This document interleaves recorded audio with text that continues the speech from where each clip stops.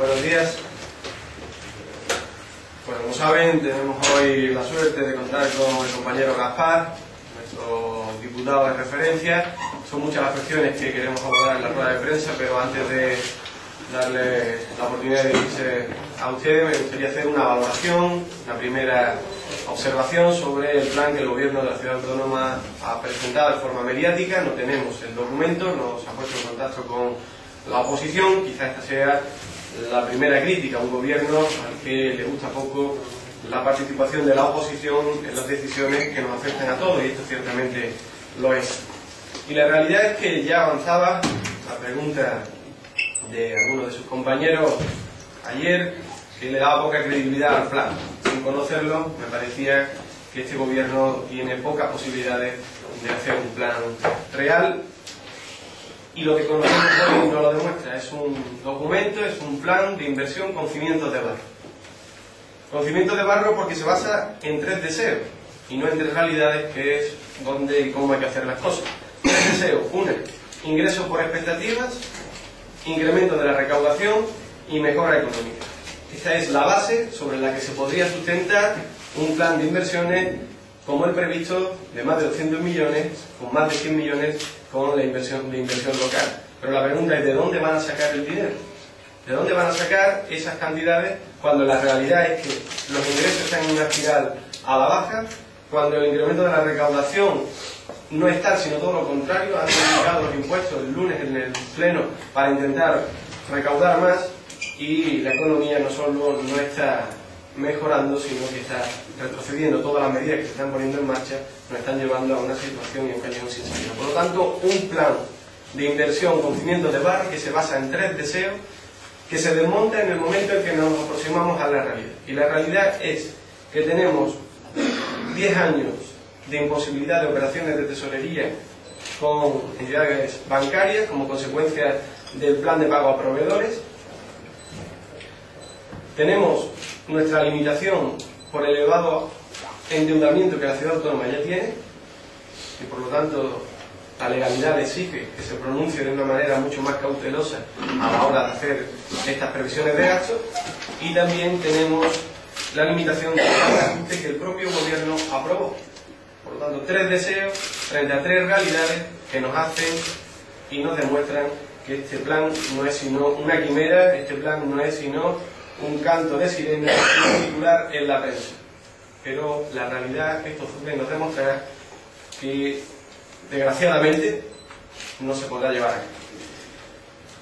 Y por último, una reflexión sobre lo que está ocurriendo con respecto al apoyo que el gobierno de la ciudad está recibiendo del gobierno de la nación. Ya hemos hablado de ello anteriormente, pero esa parte que el gobierno de la ciudad autónoma ha presupuestado en ese plan, que va a llegar desde el gobierno de la nación, es todavía más irreal. Porque si contemplamos la modificación presupuestaria que aprobaron en solitario el lunes en el Pleno, vemos que todas y cada una de las partidas que vienen directamente de los ministerios se han recortado. Todas y cada una, ya sean en materia social, ya sean en materia medioambiental, ya sean en materia de infraestructura, todas y cada una están calculadas a la baja. Por lo tanto, que ahora vengan a decirnos que el gobierno de la nación es quien más y mejor nos atiende ahora con el Partido Popular, que ellos van a ser capaces de conseguir más de 100 millones de euros, cuando la realidad es que no pueden endeudarse más, cuando no pueden acudir a operaciones de crédito, cuando no tienen dinero para ponerlo sobre la mesa, es engañar a los ciudadanos. Y el PSOE Centro tiene una determinación conjuntamente a apoyar aquello que sea bueno para la gente, y es desmantelar las mentiras de este gobierno. Parte de esas mentiras son las que se recogen y se han demostrado, se han puesto sobre la mesa también en el Tribunal de Cuentas, y ahí ya, si Gaspar, si te parece, tienes la oportunidad de dirigirte. Yo, si quieres, sobre esta cuestión o cualquier otra, cuando termine, pues podremos preguntar. Muchas gracias, José Antonio. Muchas gracias a todas y a todos ustedes por su presencia. Efectivamente, vamos a celebrar una jornada de trabajo. Hemos estado visitando algunas de las obras que se inició la pasada legislatura, algunas de las obras que ya se concluyó la pasada legislatura y que vienen, como decía sus compañeros con anterioridad, en la puerta de la biblioteca a contrastar claramente la apuesta del gobierno socialista por la ciudad de Ceuta desde el punto de vista económico y presupuestario de lo que es la apuesta de la que ahora hablaremos en cuanto al 2013 que ha hecho el gobierno del Partido Popular. Pero antes de entrar en la cuestión que me comentaba Antonio Carracao, me van a permitir que haga una primera reflexión importante, porque ayer el gobierno aprobó los presupuestos generales del Estado para el año 2013. Y esos presupuestos que habrá que ir desmenuzando paulatinamente, y del que solamente conocemos hoy las grandes líneas o los grandes brochazos, tiene algún elemento que yo quiero hoy poner aquí de manifiesto en Ceuta, porque nos parece a los socialistas extremadamente grave. Nada más conocerlo, quiero decirles que tendrán estos presupuestos una oposición frontal del Partido Socialista. ¿Y por qué? Porque el gobierno ha cometido la equivocación letal de meter mano al fondo de reserva, con lo que está poniendo en riesgo las pensiones futuras. Mire usted, el fondo de reserva, cuando llegó el gobierno socialista, tenía 15.000 millones de euros. Al día de hoy sobrepasa los 67.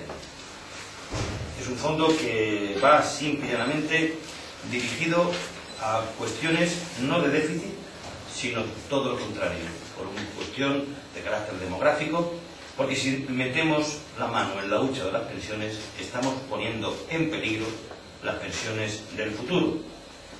Unas pensiones que de forma eufemística comentan que van a subir un 1%. Tamaña barbaridad, desgraciadamente, a los pensionistas de nuestro país.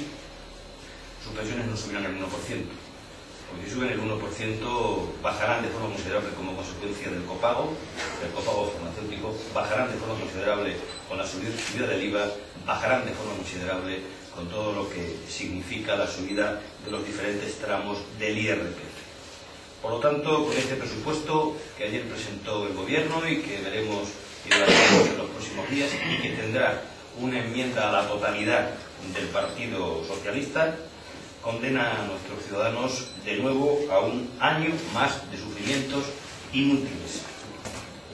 Y decimos esto porque el gobierno sabe perfectamente que tiene alternativas, que hay alternativas para evitar este tipo de presupuestos.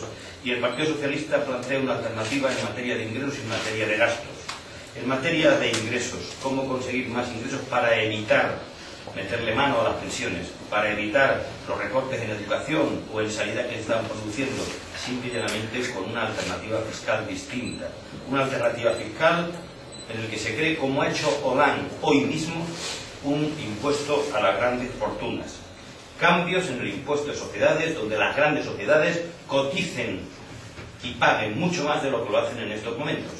Se da las circunstancias en este país, las grandes corporaciones industriales con ganancias importantes dentro y fuera de nuestro país están tributando en torno al 11-14% frente a un porcentaje que se triplica o cuantiplica en el caso de los ciudadanos. Por lo tanto, cambios en ese impuesto de sociedades o revisión de algunas desgravaciones fiscales del IRPF ligadas fundamentalmente a las grandes fortunas, a las rentas altas. Por lo tanto, lo que pretende el Partido Socialista es algo muy sencillo: que paguen más los que más tienen, que paguen más los que más ganan, que paguen más los que más heredan. Esa alternativa de ingresos que va a permitir evitar tocar las pensiones y tocar los elementos fundamentales de la educación y de la sanidad, y evitar lo que en estos momentos supone una barbaridad desde el punto de vista económico y algo más social, que es el incremento de lo que significa el IBI en materia de actividades culturales, planteamos dos políticas distintas de gasto. Una en el gasto social, donde presentaremos en la enmienda a la totalidad una alternativa a lo que significan los recortes en materia educativa y en materia sanitaria, y una segunda dirigida al gasto en crecimiento. ¿Qué significa crecimiento? Es mentira que se suban las becas. Desgraciadamente las becas bajen de forma drástica. Hay que mantener el presupuesto en becas, en investigación, desarrollo e innovación y en todo aquello que nos haga competitivos y que nos haga crecer. Cualquier recesión en esos gastos supone aumentar la recesión de nuestro país. La recesión significa que la economía no se mueva, al no moverse la economía no se genera empleo, al no generarse empleo no se produce el consumo. Por lo tanto, en esas políticas de gasto, incentivar todo lo que significa el reforzamiento del sistema educativo, apostar, como digo, por la innovación, el desarrollo y la investigación como elemento matriz de lo que significa una economía competitiva y, por supuesto, potenciar las políticas activas de empleo en un momento de tantas dificultades. Por lo tanto, en los presupuestos generales del Estado que ha aprobado el Gobierno ayer en el Consejo de Ministros, desesperanza para todos los españoles, atraso para nuestro país y, desgraciadamente, cada vez personas con más dificultades, más pobreza para miles de ciudadanos. Y todo eso a cambio de nada, porque estos presupuestos no resuelven ninguno de los problemas que hoy tiene nuestro país, ni el paro, ni el crecimiento, ni el déficit, que son, como digo, los elementos clave del presente y de futuro.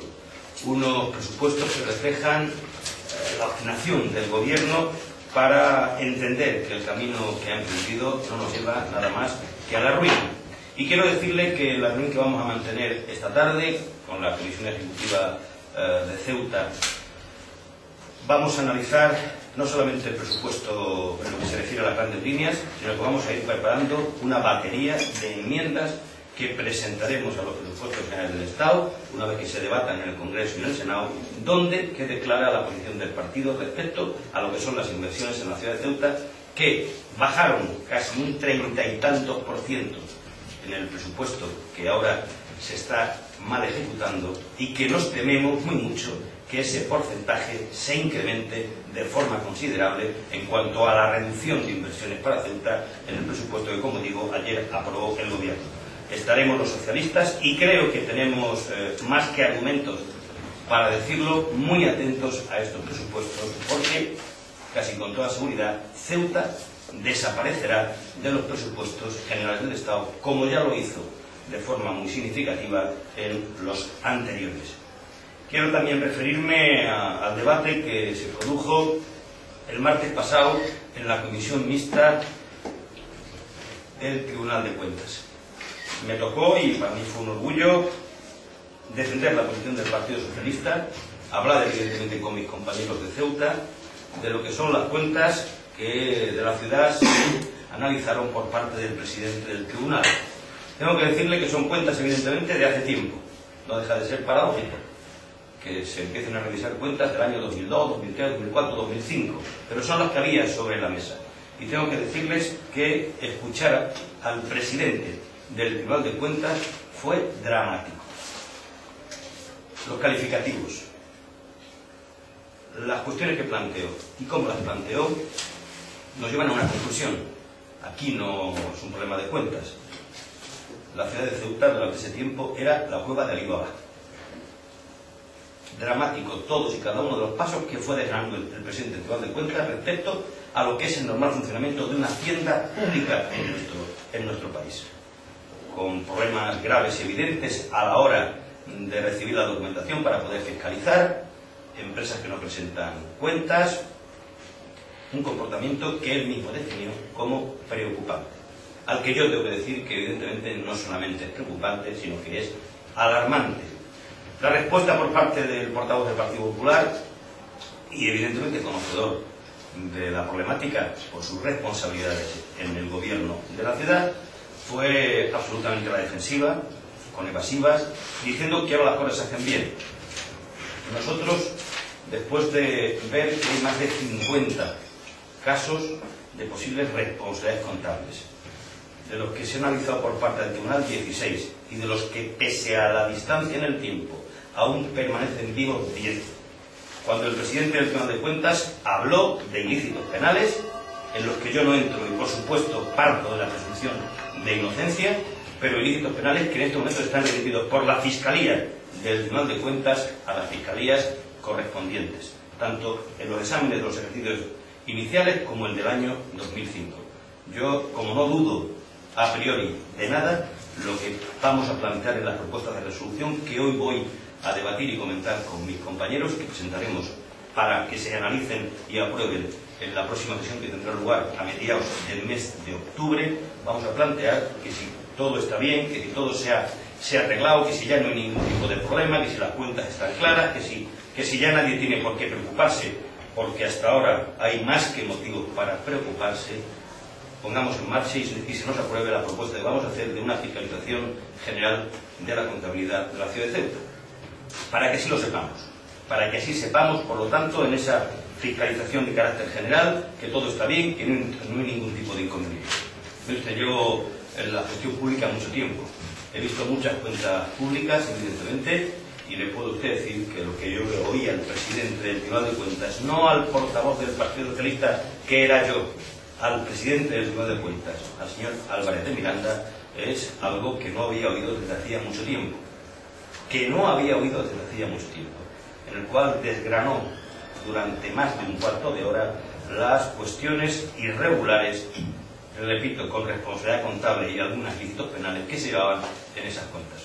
No queremos, repito y reitero, porque me parece importante que seamos serios y rigurosos, entrar en disquisiciones.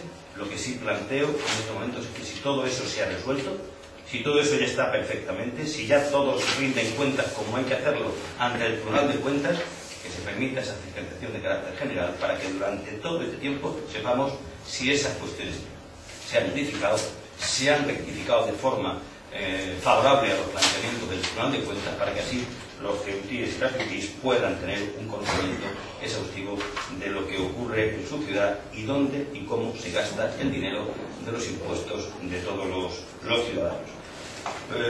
Termino diciendo simplemente que también mantendré esta tarde una reunión con colectivos educativos y sanitarios. Evidentemente estamos francamente preocupados.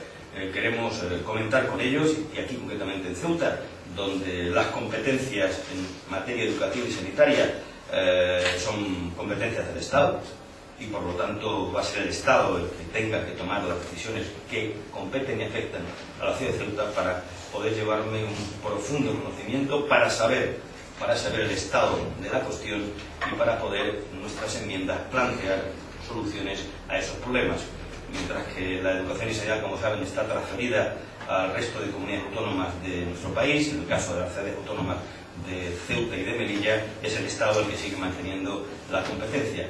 Quiero, por lo tanto, analizar materia educativa, materia sanitaria, deficiencias, alternativas, posibles enmiendas, y sobre todo empezar a poder discutir con estos colectivos, fundamentalmente los educativos, la nueva ley de educación que, por resumirlo en una sola frase, hace que nuestro país retroceda en materia educativa 40 años. Mire usted, yo tengo 57 años. Fui el último curso que hizo previo. Hice la revalida de sexto y la revalida de cuarto. Bien, pues eso evidentemente en aquella época significaba algo que hemos erradicado de nuestro sistema educativo durante estos últimos 30 años, que es que alguien pueda tener que quedarse fuera, no por desconocimiento, sino por incapacidad para poder pagar. Eso no ocurre en nuestro país desde hace mucho tiempo, y vamos a hacer un esfuerzo para evitarlo. No va a mejorar la calidad de la educación en nuestro país, no va ni mucho menos a mejorar todo lo que significa nuestro sistema educativo, es dar un paso atrás, una reforma de carácter ideológico que nos retrae a los tiempos más lejanos y más oscuros de la historia de nuestro país. Si ese es el modelo educativo que quiere el Partido Popular, es similar al modelo sanitario. Un modelo sanitario que hoy plantea el copago farmacéutico. A partir del día 21, no le quepa usted la menor duda, porque son las elecciones gallegas las que están marcando el calendario del gobierno, sabremos qué más copago hay, qué prótesis hay que pagar entre el enfermo y el Estado, qué significa el traslado de enfermos que no tienen una patología urgente, si hay que pagar o no la comida en el hospital. Es decir, estamos hablando de un retroceso fundamental en lo que significa ese concepto de sanidad y educación pública, gratuita y universal, y sobre todo de calidad. Y eso quiero comentarlo con los colectivos educativos y sanitarios de la ciudad de Ceuta, porque su opinión es muy importante, y sobre todo la capacidad que desde el Congreso de los Diputados tenemos para poder enmendar, ya que en esos presupuestos del Estado son donde figuran las partidas que afectan en esas dos materias a la ciudad de Ceuta. Concluyo, les agradezco su presencia, por supuesto, y quedamos a su entera disposición para responder a cualquiera de las cuestiones que estimen oportunas. Sí, yo quisiera preguntarle por el tema del informe de fiscalización.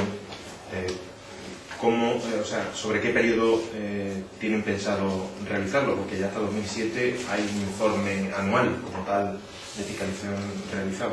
Pues hasta la actualidad. O sea, 2008-2012 sería. Efectivamente.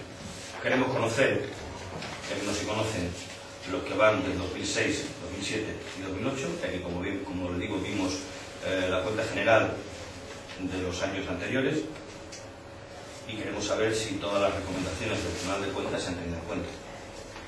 ¿Que es así? Perfecto.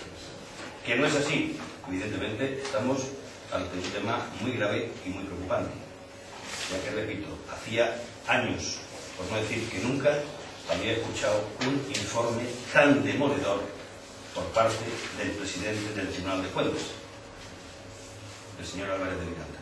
Queremos, por lo tanto, que si no hay ningún inconveniente, se haga una fiscalización general de lo que son las cuentas, tanto presupuestarias como de empresas públicas, para conocer si esos elementos correctores se han puesto en marcha o, por el contrario, siguen como están. Como no lo sabemos, no creo que haya ningún problema por parte del Grupo Parlamentario Popular de aceptar esta propuesta del Grupo Parlamentario Socialista y que paulatinamente se vayan auditando, aparte de la normal contabilidad que se manda al Tribunal de Cuentas de una forma específica, esa fiscalización para saber si se siguen cometiendo esos errores.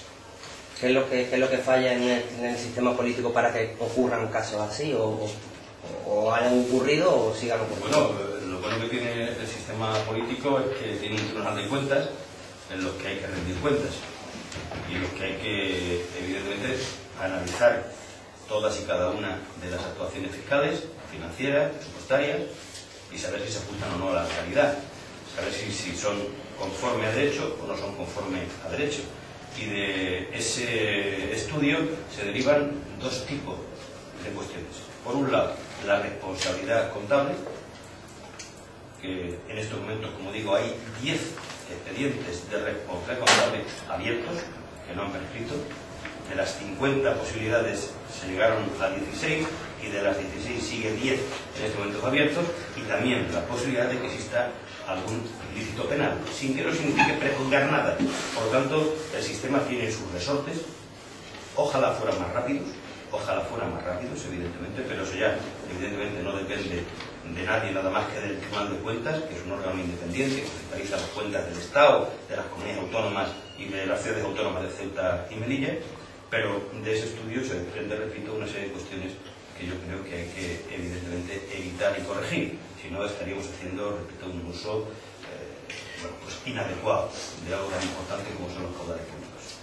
Sí, más allá de que la Fiscalía del Tribunal de Cuentas pudiera remitir al menos dos casos, ¿no?, que son los que están estudiando por posibles delitos penales, no sé si el PSOE se plantea con esos dos casos o con los otros 8 de doble contable, plantear una querella ante la Fiscalía Anticorrupción o ante la Fiscalía General del Estado. Bien, no es un tema que hoy tengamos sobre la mesa, querremos analizarlo con tranquilidad. No nos gusta la judicialización de la vida política cuando hay cauces para que eso se pueda instruir por parte de la Fiscalía, y creemos que del estudio detallado puede que se tome otra decisión, pero en un principio que siga el cauce que está establecido.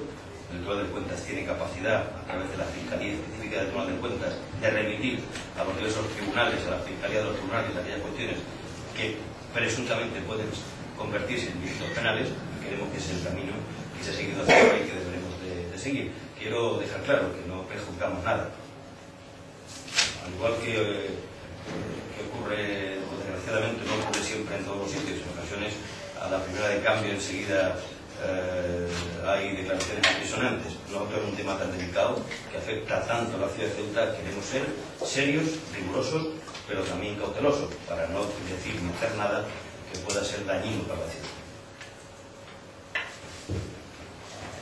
Pues muchísimas gracias.